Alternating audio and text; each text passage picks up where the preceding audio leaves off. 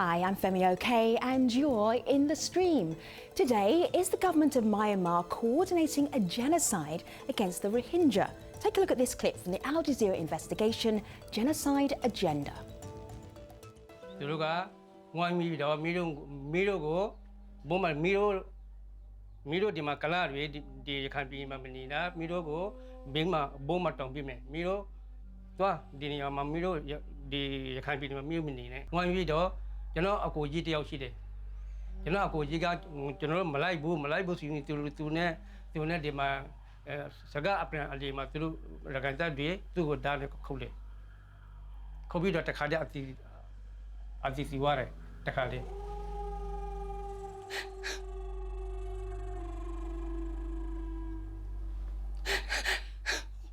Now, the stream has covered the Rohingya's plight in Myanmar a number of times, but this is a very specific conversation we're having today. Off the back of an Al Jazeera investigation, is genocide actually happening? Right, exactly. And people online are of two minds when it comes to that. So on the one hand, you have this tweet from Za, who is a Rohingya activist in exile. That's his handle. He says, all the evidence indicating government's leading role is inarguable. On the other hand, though, on Facebook, you have Justin, who says genocide is a big word, and he questions its use here. So we'll delve into that on today's show. We want you to join in on this conversation with #AJStream.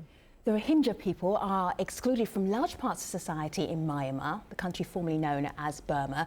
About 500,000 Rohingya have left the country as a result of discrimination and violence. But to what extent is the government responsible? That's the key question addressed by the film Genocide Agenda, which reveals state documents showing the use of hate speech and incitement of anti-Muslim riots and sentiments.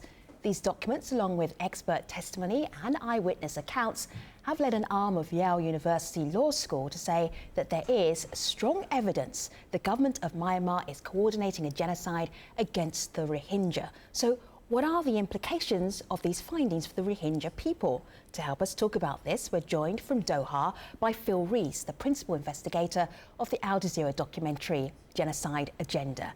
Nasan Lewin is a Rohingya blogger and activist who joins us from Frankfurt.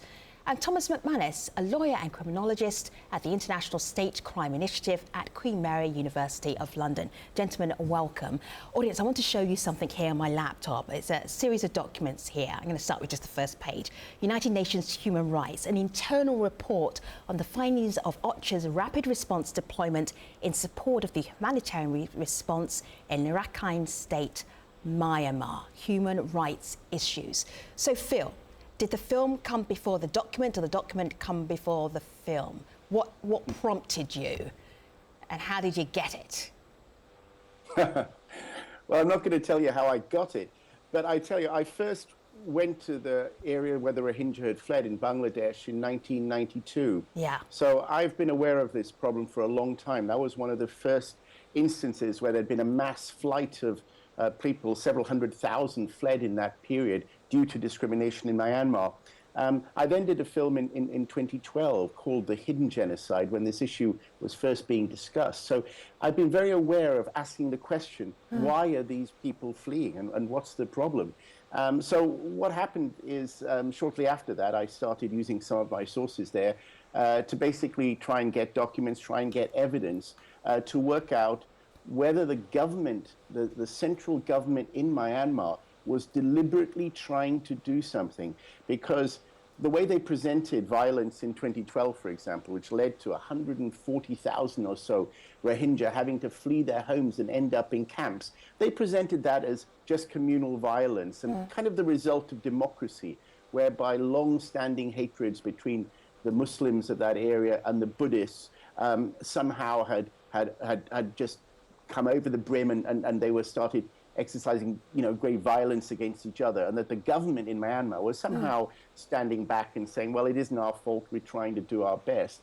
Well, I was suspicious of that. At the time, I wasn't aware of anything different. But I'm afraid what's happened recently, including evidence from Thomas's people at the International State Crime Initiative, it's quite clear now that just as in Yugoslavia, another conflict that I covered in the 1990s, there might be long-standing at least animosity between different communities, but it needs a government to actually ignite those animosities, to make them respond in the way they did and start killing each other. See, we reached out to the Myanmar government to try and get them involved in this program, get a response to the film, and we got nothing.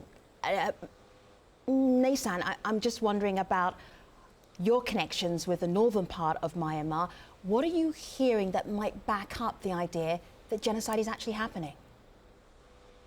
Yeah, there is a type of persecution there every day. There are torture, harassment, mass arrest, and sexual abuse, extortion, every day happening there. You know, there is at least 30 to 40, sometimes 50 cases are there. Because, you know, there in northern part, there are, I think, not less than 1,000 villages in northern part, in Budidong Township and the Moundo Township, you know. So there are the, yeah, like, you know, someone who passed the police outpost, you know, he will be checked. And, you know, he will be arrested for any reason given by the police. And, you know, he will be kept in the lockup for 1 night or 2 nights. Then he will be extorted and released. Most of the cases are, you know, the people are accused and they are using the Bangladesh mobile SIM card, you know. Even the people are using the Myanmar SIM card, you know. When the police check, they put the Bangladesh SIM card into the mobile phone, then, you know, accused as, you know, as if the person is using the Bangladesh SIM card, you know, then arrested, you know, he will be tortured in the lockup for 1 or 2 nights, then, you know, he has to pay the big ransom amount, then he will be released, you know. Like this thing are happening, you know, like when the Rohingya women and the young girl pass through the police outpost, you know, they are touching the whole body in the name of searching the Bangladesh SIM card, you know. Wow. So this is only, you know, every day happening there. You know, it's interesting. I'm hearing similar stories to what you said, Nasan, on Twitter. This is Pierre in Myanmar, and I'll direct this to you, Thomas. Pierre says, regardless of what label you give to what's happening in Rakhaing State, right now the fact remains that people are being restricted in their freedom of movement, of hundreds of thousands of stateless people, which severely compromises their rights to healthcare, livelihoods, and other basic services. So, Thomas, I know that you were in Myanmar earlier this year. What were people telling you, and what were you seeing? So I think a good question that is raised is about this use of the word genocide. You know, it is a big word, and it is reserved for the most serious of crimes against humanity. And we went out there to find out if in fact it was. That was the question we asked. We were under it was an urgent ESRC funding application. So that's a funding application from the British government. Funding body, in which you have to make an application based on the research window might close. And the reports we were coming out matched up very closely with things we have seen in genocides in the past. But we weren't able to make any determinations from back in London. So that's why we applied for this funding to go out and spend, it would have been, I spent just 3.5 months there, and my colleague spent 4 months there. So altogether, it's 7.5 to 8 researcher months. Thomas, what were you looking for? So what we do is we have a framework that we use by Daniel Fierstein, and he has compared genocides from the past. And I'll briefly the stages of genocide that he has come up with. The first stage is stigmatization. The second one is harassment or violence and terror. The third stage is isolation. The fourth stage is systematic weakening. And then the fifth stage is annihilation. So what we were looking for is evidence of those early stages of genocide. Stigmatization, it was very clear that the Rohingya are stigmatized. You're not even allowed to use the word Rohingya when you're out there. I mean, and we see documents. Why is that? Can you explain that? Why can't you even say the word? The Burmese government don't allow it to be used. They say that the Rohingya are Bengali immigrants. They are not an ethnic group. So the Burmese government denies this self-identification, which is clear in international law that any group and people can self-identify themselves. Yeah, but we couldn't use the word. I mean, I would have to say the R word. Yes, absolutely. Nisang, go ahead. The Burmese government is saying that we are the illegal immigrant. Actually, according to the 1982 citizenship, we are the ethnic group of Burma. But they are denying that, we have the long history and we have the primary source evidence that we were exited there since before 18th century. In 1799, Dr. Francis Buchanan did a research in Rakhaing State, So at the time, in his research, he mentioned about this Rohingya people, they are the ethnic group, they are the long settled people there. And even, he did research on our language. But only the problem is we are the Muslim and the same language, speaking by the Buddhist Dainat ethnic group, they are officially recognized as an ethnic group because they are Buddhist and we are Muslim. That is only the problem. They are not. And I think that's right. I think it's the Rohingya. It's clear that they've been there for generations, but this is something the Myanmar government has used to stigmatize the group. After stigmatization, sorry, go ahead. No, listen, but I was just pointing out that I think that there was a large immigration of people from the Indian subcontinent under British colonial rule. I mean, the British brought him in to help govern sometimes. And indeed, there was even some people who moved into Rakhaing or Rakhaing State, as it's known. It's the same, it's the same place known by two names. But I mean, the point is, I mean, this happened 100 years ago. I mean, should all the white, the Europeans leave Australia and leave the United States? I mean, it's ridiculous. That's a tricky question to pose there, because some people might actually say yes, Phil, but I take your point. But it's the same principle, they know no other homeland, and they've been there for generations. Sure. Malika, I think that's right. Gentlemen, hold tight for a moment, because I want the community to join in, and then, Thomas, you can carry on for your checklist, because this is really, really important, what you're talking about here. Malika, go ahead. I wanted to share this video comment from someone whose thoughts really echo what a lot of people online are telling the stream, at least. This is from Zakaria, so have a listen to what he had to say. For many years, the Muslim community in Burma have been oppressed and faced atrocities. Is the international community willing to do anything to prevent Burma from becoming the next Rwanda? So, Phil, I'll pose that to you because he made a statement there, but what is the international community doing on the back of your research, your documentary, but also just on the back of this evidence of something happening in Rakhaing State? Well, I mean, I think we're saying very little coming out from the international community at the moment. The does put obligations upon states if they believe that there is a genocide. There is an obligation to prevent it from happening.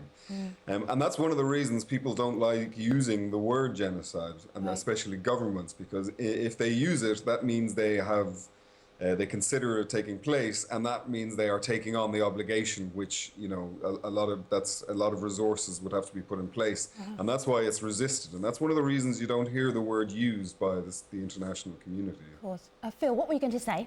Go ahead. Yeah.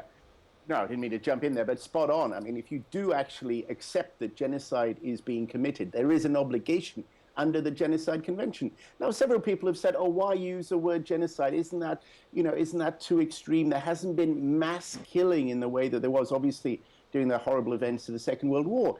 But actually, I didn't write the convention. I mean, it was lawyers from Yale who actually interpreted the convention in our program. I mean, people, very esteemed lawyers, people understand the law. I'm not suggesting that I'm able to interpret the law, but this is what the law says, whether people like it or not. The problem is, and Thomas made it very, very clear there, is that it obligates nation states to prevent it happening. And the reason why Thomas's work as well, and the work from Queen Mary University of London is so helpful, is that it actually makes the point that there is a progression. And it's no good saying, there's a genocide when mass killing happens. You need surely to be able to prevent that happening. And that is why their research is so important, complementing the legal analysis that was done by Yale University. Let me introduce another clip from your film, Phil, and this is from a Rakhaing historian called Tan Mayent. Now, he's actually explaining what the animosity is between the Rakhaing and the Rohingya. Have a listen to this. ဒီဟာကိုကျွန်တော်တို့ကဖွင့်ပြလိုက်ပြီဆိုရင် ကျွန်တော်တို့ဒီနေရာမှာအဝါမျိုးခံသွားတယ်ကျွန်တော်တို့ဒီနေရာမှာပျောက်သွားတယ် The Rakhaing insist that the Rohingya are not a separate ethnic group. Instead, they are illegal immigrants from Bangladesh who lie about their roots in order to claim a birthright in Rakhaing State. ကျွန်တော်တို့ကဒီရှိမှာကျွန်တော်တို့လူမျိုးရက်တွေအဓိကကြော်ရောကသမိုင်းကျွန်တော်တို့ရဲ့သမိုင်းဆိုတော့အဲ့ဒီကျွန်တော်တို့ရဲ့သမိုင်းစင်းမြစ်ကိုသူတို့ကယူပြီးတော့ fake history ပေါ့လို့ပြောကြိုးစားခဲ့တဲ့ဟာတွေရှိတယ် So Phil, you spoke to a number of people who actually put, I don't want to say the other side of the case, but gave you context for why there was animosity between these two groups. Did you understand it better after you spoke to them? Did you feel that they had a case? Well, I think they may have genuinely believed they had a case, and that case was that the whole of Myanmar's culture, certainly Rakhaing culture, that even the nation was under threat. And to me, of course, that's nonsense. In fact, Buddhism in Myanmar now is very healthy, it's very growing. I mean, Myanmar itself has the potential to be a very strong country if it accepted a kind of multicultural identity. So, I mean, it's complete rubbish. But it's the fact that these fears have been encouraged, and what our documentary, I think, showed more than anyone else before this, and the documents that official documents that we obtained, is that this was deliberate government policy to actually develop these fears in the Rakhaings. So and in that I would say, sorry, on that issue, I agree that the Burma Buddhist nationality is probably not under any threat at all, but the Rakhaing Buddhists are in a different situation. They're ethnically different from the Burma, and they have been under the persecution from the Burma government for a long time, and actually they feel like it's a colonialism in a way. Their language has been banned. They're not allowed to teach Rakhaing history in school. And actually one of the genuine fears, and I think it is a genuine fear for the Rakhaing Buddhists, is that they could be looking at a kind of a genocide themselves, a different kind, in the more cultural way. And it's this fear that's taken advantage of. They've used an old school-style divide and rule. They've told the Rakhaing Buddhists that yes, you have been persecuted by us for many years, and the state is completely underdeveloped. I think it's probably the second, if not the poorest state in Burma. And they're worried about being wiped out. And the government is telling them, listen, we're not your problem. The the Muslims are your problem. You need to deal with the Muslim threat. And this divide and rule has led to a lot of the issues in Rakhaing State and the violence. And Thomas, it's interesting you say that divide and rule, and I think that's why we got this tweet from Up Rohingya, who says, our hope is that the Rakhaing of Myanmar can see that they're also victims of the same oppressor and not our enemies, but neighbors. And so, Neasan, I'll go to you with that. Do you think that there's any chance of that actually happening, of these two communities coming together? Actually, these two communities, living peacefully for many centuries. But, since, as Mr. Thomas highlighted, the Rakhaing are always thinking that they are the colonial of the Burma. So they are always thinking to separate their state from Burma, The Rakhaing State was independent kingdom till 1784. So they are always trying to separate this state from the Burma. That is why the Burmese government is always diverting their attention to the Muslim Rohingya, So if the Rakhaing are busy with this Rohingya people, they will not try for this separating the state from the Burma. And also in 2012, when there was the Shui Gas pipeline project from the China, when the Rakhaing are asking the share from the central government, the government launched this violence and divide the attention. And that's right. People told us that when they used to protest. I mean, civil society organizations in Sittwe, the capital of Rakhaing State, they used to protest against the Shui gas line.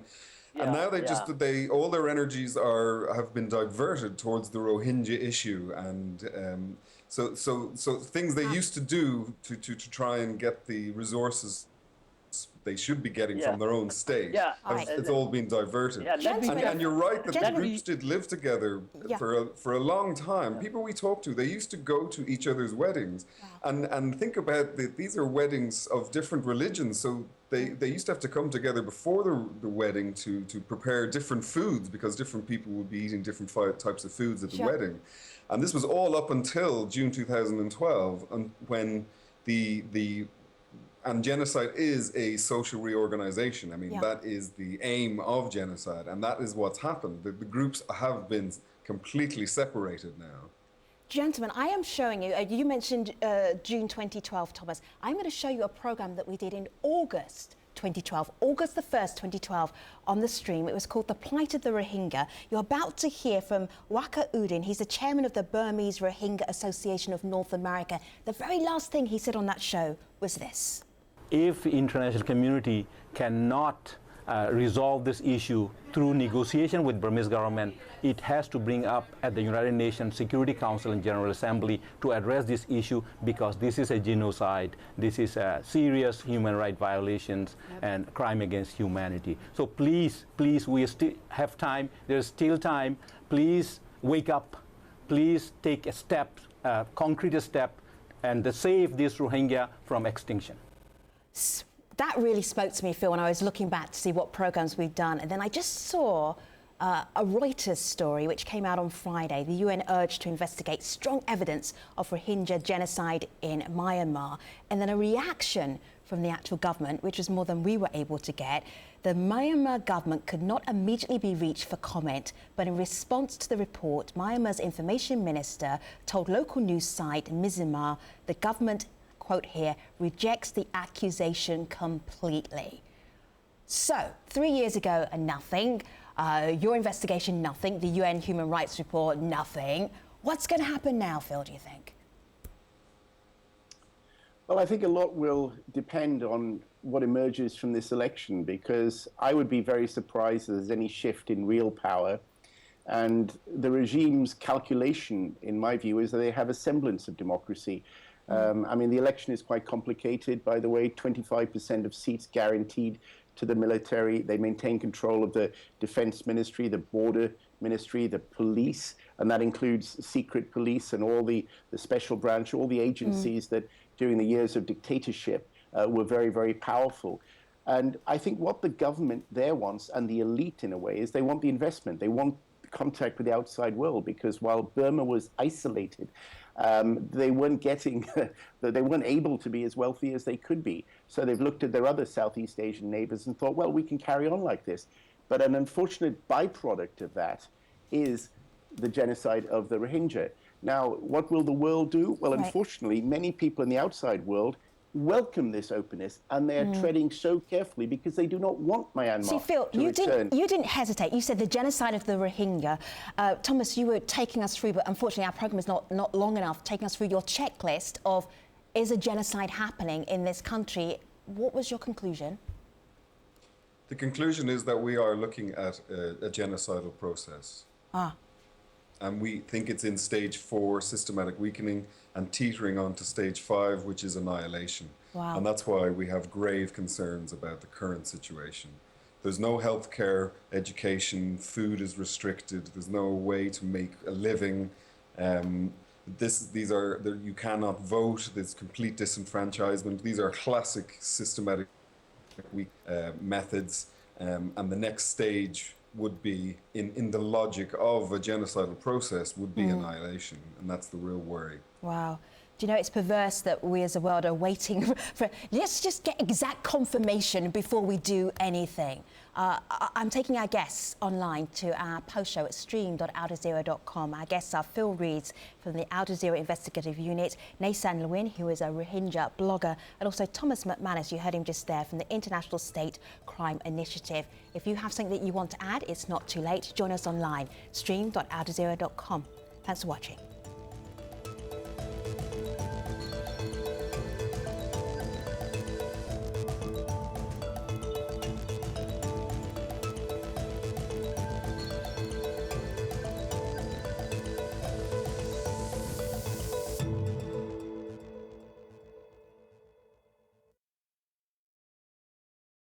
National Party. And the NLD are, I don't think they've run any candidates. At least they were telling me they weren't planning to when I talked to them. And No, they are running. didn't have They are running in all the township in Rakhaing State, but I think they will get about the 30%. Huh. Okay, well, that would be. I mean, that would be a good astonishing. result for the NLD. I mean, they really have no support from who anyone I talked to in Sittwe. But do you think, guys, the astonishing thing is this whole program, we didn't mention, certainly in the main program that was on Al Jazeera, Aung San Suu Kyi, because for most of the world, she's the symbol of Myanmar and certainly the icon of the democratic process. Yet she has marginalized herself in a way. And with the National League for Democracy, her party, deliberately not choosing one Muslim candidate out of, I believe, some 1,200. And I was told by one very senior member anonymously, this was a purge, that she deliberately made sure that there were no Muslim candidates because she feared the Buddhist ultra-nationalists and the response and the odd they situation would have. Yeah, the sure, odd situation about that is in Rakhaing State, the NLD are accused of supporting the Rohingya. So they have had their sign outside their offices burnt down 3 times now. They've had to move their office 3 times since 2012. And they're accused of being supporters of the Rohingya, which this is a way just that doesn't bear out when you look at the government has outplayed Aung San Suu Kyi. Yeah, That's the point. I think she's got This nowhere is to all go. the program That's making the by the point. government. Yeah. Yeah. Phil, I like I like the point that Phil raised earlier that it's interesting. I just want to jump in here, Nason, because Phil raised a point that on the program, on television, the stream program, no one mentioned the name Aung San Suu Kyi, but of course online, that is all everyone wants to talk about. And so one of those comments is from Nikos. He says, when a Nobel Peace Laureate silently endorses the continued dehumanization of a disfavored minority, peace is illusory. And so you do see comments like that. But then pivoting off of that, I want to turn to this. This is a tweet that we got that said, there can be no free and fair elections without political participation for all. That includes the Rohingya. And so you see things like that. This is a hashtag that is trending online, let Rohingya vote, among mostly people in the diaspora, using that hashtag to say that this should be a possibility for those who are in Rakhaing State. Do you see that happening, Thomas? Do I see the Rohingya being able to vote by next week? I don't think that's going to happen. Not next week. I think that's a little short, but in the near future. So I mean, I can't even imagine to make a guess about where that's going to go. They were disenfranchised very recently from voting. And it happened in such odd circumstances. White card voters were allowed vote, then the next day they weren't, then we weren't sure for a few days. But now we're sure that the Rohingya have been disenfranchised from this election. And it came from the top, it came from President Thein Sein himself. I have to say that when Al Jazeera has tried to engage and talk to the Myanmar government, it's been incredibly difficult and we've got not very far. But Nason, you are influencing them in some way. Can you explain how you've managed to do that? Sorry, I didn't get you. Yeah, when you blog about circumstances and injustices that are happening with the Rohingya people, you are seeing a reaction from the government. Can you explain that? Yeah, whenever I write the report in Burmese language, because the lower authority in Rakhaing State, they don't read in English language, So I need to blog everything in Burmese language, When they see they are taking action each other, like for the Balish administration, the township administration is taking action against the Balish, like this happening there. But it doesn't stop. But like in one village today stop, but in another village the same thing is happening. That is why the people cannot survive there, and finally they take the boat and leaving from the country. What is it like watching this from a distance, Nason? Sorry. What is it like watching what's happening to the Rohingya from a distance? You're watching it from a... Don't worry. Thomas, go ahead. What did you want to say? I was just going to say that silence, we get silence from the government. You couldn't get a reaction from them. And this is part of the method of isolation of the group. We couldn't go to Northern Rakhaing State. We asked for permission to go up there.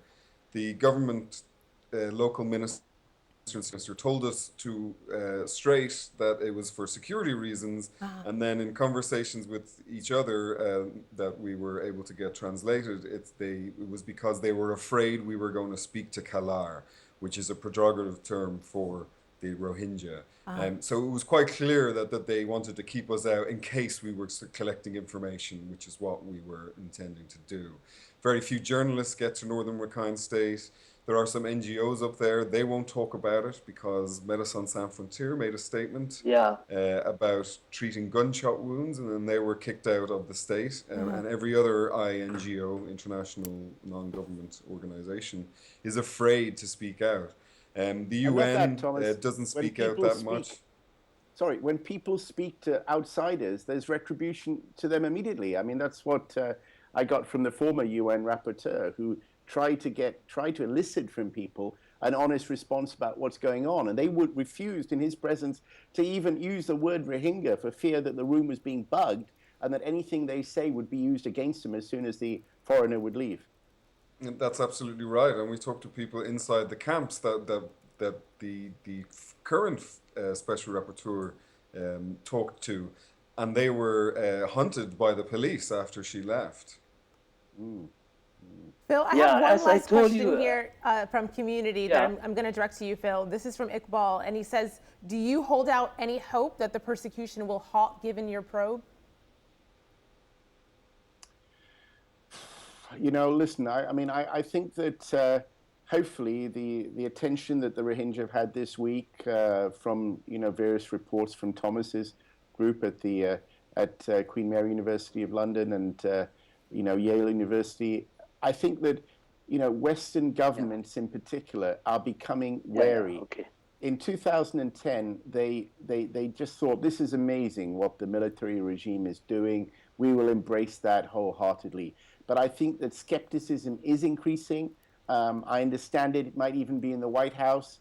They are still looking at the elections as a wait-and-see approach. They're not prepared to actually stand up and stand up for a powerless people in a definitive way. But my hope is that they're not going to accept the top-down reforms that have been in place that simply serve the interests of the existing elite and can lead, as we say, to the genocide of the Rohingya as a byproduct of that whole web of policies that the old military dictators have in place. Hopefully, there will be the time will come when major Western governments will no longer have a wait-and-see approach.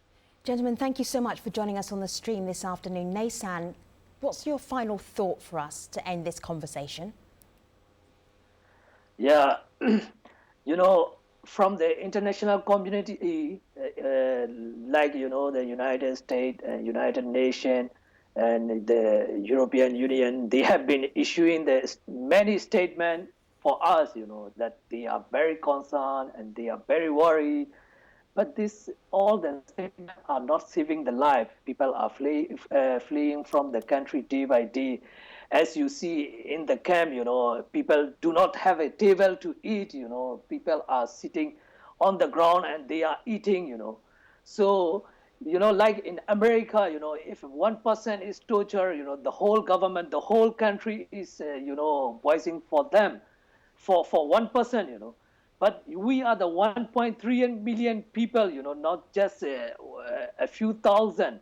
The world is saying, the Myanmar is opening up, it is developing. Yes, for the 50 million, if you are considering for the 50 million people, you should also consider for this 1.3 million people, You will just give the attention on this opening up and you will leave us in the killing phase. This is totally unfair, You have to intervene immediately to save the people and to end this genocide. Even, if you don't agree the term genocide or ethnic cleansing or the crime against humanity, it doesn't matter. But you have to end this persecution. Okay, Nasan Lewin, Thomas McManus and Phil Rees, thank you so much for being in the conversation this afternoon. Take care, everybody.